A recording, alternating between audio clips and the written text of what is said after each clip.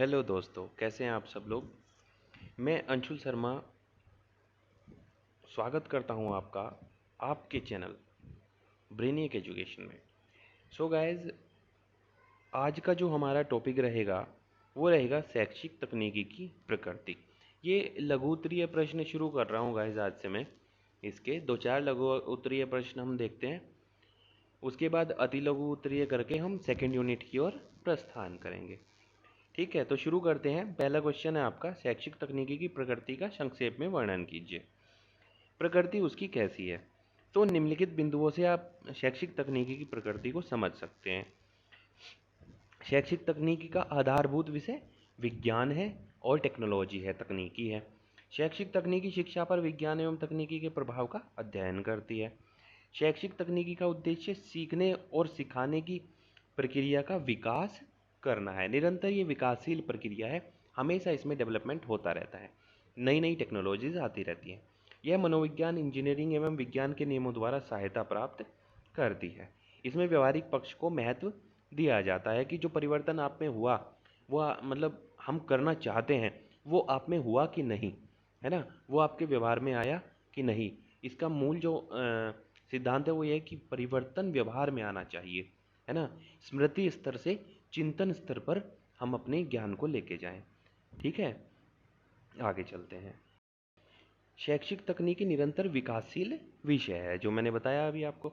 इसमें क्रमबद्ध उपागम को प्रधानता दी जाती है। क्रमबद्ध उपागम यही होता है कि हम छोटे छोटे छोटे छोटे उसमें क्या बना दें, एक स्लाइड बना दिए और आपको प्रथम जो स्लाइड है ना, जो पार्ट है वो उसको पहले सॉल्व करना रहेगा, उसका फीडबैक देना रहेगा। जब वो आपको आ जाएगा तो हम नेक्स्ट पे चलेंगे, नेक्स्ट स्लाइड पे चलेंगे। तो एक तरीके से प्रेजेंटेशन टाइप जो आपने देखी होगी कि स्लाइड के बाद में स्लाइड आती रहती है ना, इस टाइप से।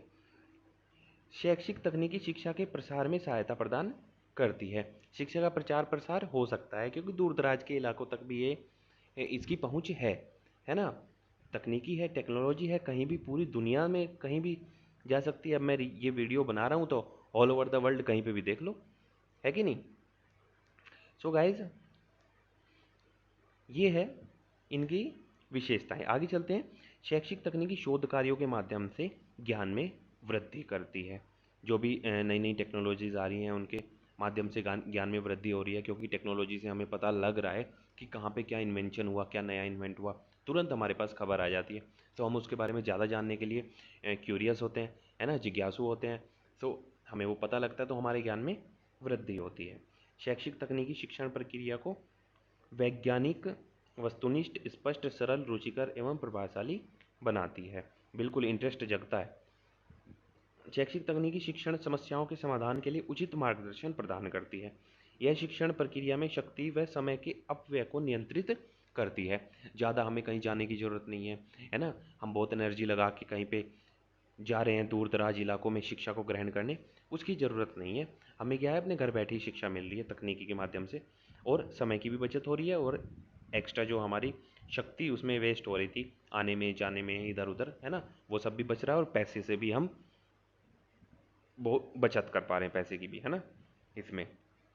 सो गाइज, नेक्स्ट है शिक्षण प्रक्रिया। हाँ, यह प्रभावशाली शिक्षण हेतु नई नई विधियों के विकास पे बल देती है। नई नई चीज़ें आती रहती हैं, आप देख ही रहे होंगे, है ना। अब अभी आप बीएड कर रहे हैं, उससे पहले जब याद करें, जब आप छोटे थे, स्कूलों में जाते थे, तब कोई टेक्नोलॉजी नहीं थी, कोई यूट्यूब नहीं था, है ना। यूट्यूब तो आया भी नहीं था, यूट्यूब 2005 में आया है। Clear guys. So technology develop होती रहती हैं नई नई, तो विधियों के विकास पे ये बल देती है इस टाइप से। यह उचित शिक्षण अधिगम परिस्थितियों की व्यवस्था करती है। इसमें शिक्षक, छात्र तथा तकनीकी प्रक्रियाएं सब एक साथ समाहित रहती हैं। सो ये थे शिक्षा के कुछ पॉइंट्स जो उसकी प्रकृति को बता रहे हैं। अब आते हैं क्वेश्चन नंबर 2। शिक्षण अधिगम में शैक्षिक तकनीकी के लाभ बताइए। लाभ क्या क्या हैं, है ना। तो लाभ तो आपको सबको पता ही है, बहुत सारे हम पढ़ चुके हैं। लाभ क्या क्या हैं वो देखिए। शैक्षिक तकनीकी का प्रभाव शिक्षण अधिगम प्रक्रिया पर सर्वमान्य हो चुका है, सब लोग जानते ही हैं इसके बारे में। आजकल सीखने के सिद्धांतों की अपेक्षा शिक्षण सिद्धांतों को अधिक महत्व दिया जाने लगा है, लेकिन अभी तक शिक्षण सिद्धांतों का सही प्रतिपादन नहीं हो पाया है। कक्षा में सफल अध्यापक के लिए शैक्षिक तकनीकी की उपयोगिताएं, विशेषताएं निम्नलिखित हैं। शैक्षिक तकनीकी से शिक्षण प्रक्रिया को एक वैज्ञानिक आधार प्रदान किया जा सकता है। शैक्षिक तकनीकी के कारण ही रेडियो, टीवी, टेप रिकॉर्डर आदि मशीनें जो इन्वेंट हुई थी, वो उनका शिक्षा के क्षेत्र में प्रयोग संभव हो पाया है ना। इससे शिक्षा की संरचना, उनकी प्रकृति को समझने में, समझाने में दोनों को ही, स्टूडेंट को भी, टीचर को भी, दोनों को ही सहायता मिलती है। शिक्षण और अधिगम की प्रक्रिया को अधिक उद्देश्यपूर्ण बनाने में शैक्षिक तकनीकी बहुत हद तक सहायक है। शैक्षिक तकनीकी से किसी संस्था में उपलब्ध साधनों का अधिक से अधिक उपयोग संभव हुआ है। ज़्यादा से ज़्यादा साधनों का उपयोग हम कर सकते हैं, ज़्यादा चीज़ों को हम शिक्षा को समझाने के लिए उपयोग में ला सकते हैं, लाने लगे हैं। शैक्षिक तकनीकी विद्यार्थियों में अपेक्षित व्यवहार परिवर्तन लाने में सहायक है। शैक्षिक तकनीकी में स्मृति स्तर से बोध स्तर और चिंतन स्तर, सभी स्तरों का प्रयोग होता है। इनके प्रयोग से विद्यार्थी मौलिकता की ओर बढ़ते हुए सृजनात्मक बनते हैं।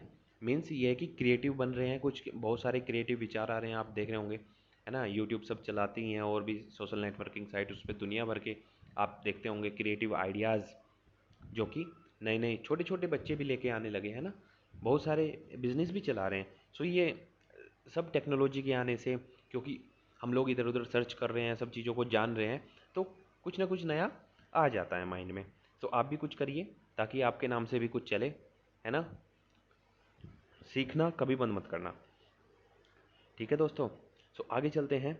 शिक्षा के क्षेत्र में शैक्षिक तकनीकी की सहायता से अध्यापक कई नए अनुसंधान कार्य कर सकता है, क्योंकि बहुत सारी जानकारियाँ हमारे पास हो जाती हैं। अगर कोई दिक्कत आ रही है तो हम हेल्प ले सकते हैं, गूगल बाबा हैं हमारे, है कि नहीं, गूगल बाबा जिंदाबाद।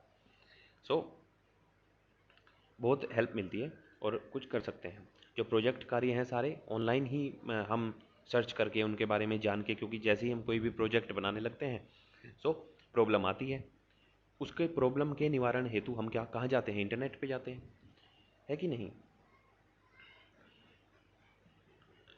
इससे अध्यापक को अपनी प्रतिभा दिखाने का भी अवसर मिलता है। बिल्कुल, अगर वो कुछ नया कर रहे हैं तो प्रतिभा दिखाने का अवसर मिलेगा ही मिलेगा। शैक्षिक तकनीकी से अध्यापक को विशिष्टीकरण में सहायता मिलती है। बढ़ती हुई जनसंख्या को देखते हुए शैक्षिक तकनीकी से अधिक छात्रों को शिक्षा का प्रबंध किया जा सकता है, जैसे समाचार द्वारा अध्ययन, टीवी द्वारा अध्ययन, वीडियो लेक्चर के थ्रू अध्ययन, है ना। यूट्यूब, जूम ऐप, दुनिया भर के प्लेटफॉर्म्स हैं जिनसे हम बहुत सारे मैनी नंबर ऑफ जो स्टूडेंट्स हैं उनके संपर्क में आ सकते हैं। सो गाइज, ये थे आपके कुछ विशेषताएं, कुछ उपयोगिताएं, कुछ लाभ शैक्षिक तकनीकी के, जो कि क्वेश्चन के साथ में मैंने आंसर भी आपको बता दिया है, और इनसे मिलता जुलता आंसर आप लिख देंगे, क्योंकि एग्जैक्ट बुक की लैंग्वेज लिखना तो इम्पॉसिबल है, लेकिन इससे ये होता है कि हाँ, यही वर्ड हमें पता लग जाते हैं। सो गाइज, बहुत हेल्प होती है और हम पॉइंट्स बना के लिख सकते हैं। सो उनका जो मीनिंग है वो सेम ही रहता है कि नहीं, और उसी पे हमें मार्क्स मिल जाते हैं।